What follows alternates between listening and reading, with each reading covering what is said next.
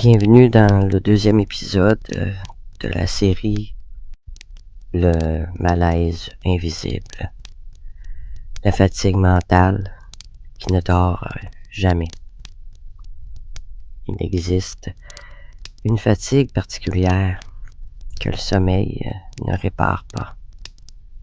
On peut dormir, se reposer, s'arrêter physiquement. Les pensées tournent, les idées se bousculent. Les scénarios se répètent tout le temps. Ce n'est pas nécessairement de l'insomnie. Ce n'est pas non plus une crise d'anxiété franche. C'est une activité mentale constante. Un cerveau qui ne se met jamais complètement à off. Même la nuit, il travaille encore. Il classe, il anticipe, il rejoue toute la scène. On se réveille fatigué, non pas parce qu'on a mal dormi, mais parce que l'esprit n'a jamais vraiment décroché. Cette fatigue-là est difficile à expliquer parce qu'elle ne se voit pas. On n'a pas couru, on n'a pas forcé non plus. On n'a rien fait de spectaculaire, mais intérieurement, on est totalement épuisé. C'est une fatigue de surcharge, une fatigue d'avoir trop pensé, trop analysé, trop anticipé. Souvent, les personnes qui vivent cette fatigue sont des personnes vigilantes. Elles pensent à tout, elles prévoient tout, envisagent tous les scénarios. Elles ont appris à rester mentalement disponibles, en alerte et en contrôle.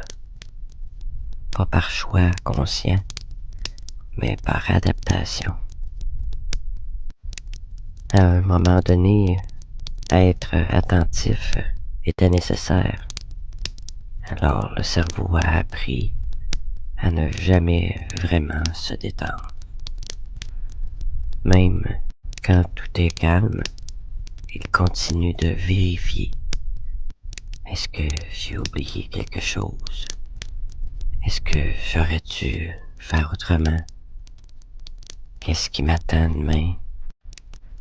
Et ce dialogue intérieur ne s'arrête presque jamais. Le problème, ce n'est pas de penser, c'est de ne plus pouvoir arrêter de penser. Même dans les moments censés être reposants,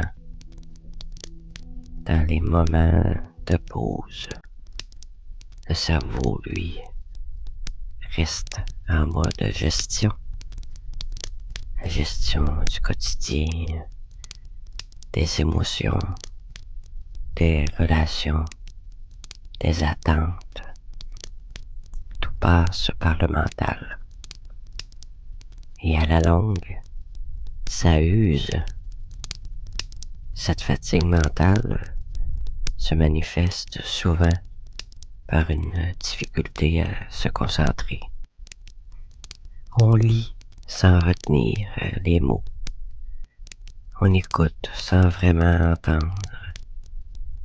On fait les choses, mais avec un effort constant. Comme si tout demandait plus d'énergie qu'avant. On devient irritable, beaucoup plus sensible au bruit, moins tolérant aux imprévus.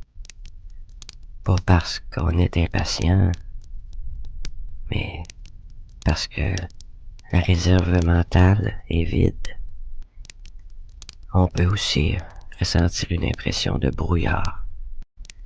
Les idées sont là, mais moins accessibles. La tête est pleine, mais totalement inefficace. C'est paradoxal. Et souvent, on se juge pour ça, pour ne pas dire tout le temps. On se dit qu'on devrait être plus reposé, plus clair et plus performant. Mais la fatigue mentale ne se règle pas avec plus d'efforts. Elle se crée justement par excès d'efforts invisibles. Des efforts pour comprendre, encore des efforts pour prévoir, pour ne rien oublier, des efforts encore pour bien faire. Ce sont tous des efforts silencieux. Et comme ils sont silencieux, ils ne sont pas reconnus, ni par les autres, ni par soi-même. On continue donc à demander au cerveau de faire ce qu'il fait déjà trop. Penser encore, analyser encore et tenir encore, jusqu'à ce que l'usure se fasse sentir. Pas en crise, non, en lente fatigue. Cette fatigue mentale ne veut pas dire qu'il y a quelque chose de cassé. Elle veut dire qu'il y a trop de charges. Depuis trop longtemps, sans interruption réelle, le cerveau n'a pas besoin d'être stimulé davantage. Il a besoin de repos mental. Pas un repos forcé, ni une discipline rigide. Un repos où il n'a rien à gérer. Mais quand on a vécu longtemps en mode vigilance, ce repos-là ne vient pas naturellement. Le silence mental peut même devenir très inconfortable parce qu'on ne sait plus comment ne rien faire intérieurement. Alors on reste dans l'activité mentale par automatisme. Et la fatigue s'installe. Elle devient chronique. Dans cette série, on ne cherche pas à éteindre le mental. On cherche à comprendre pourquoi il ne s'arrête plus. Parce que comprendre, c'est déjà alléger.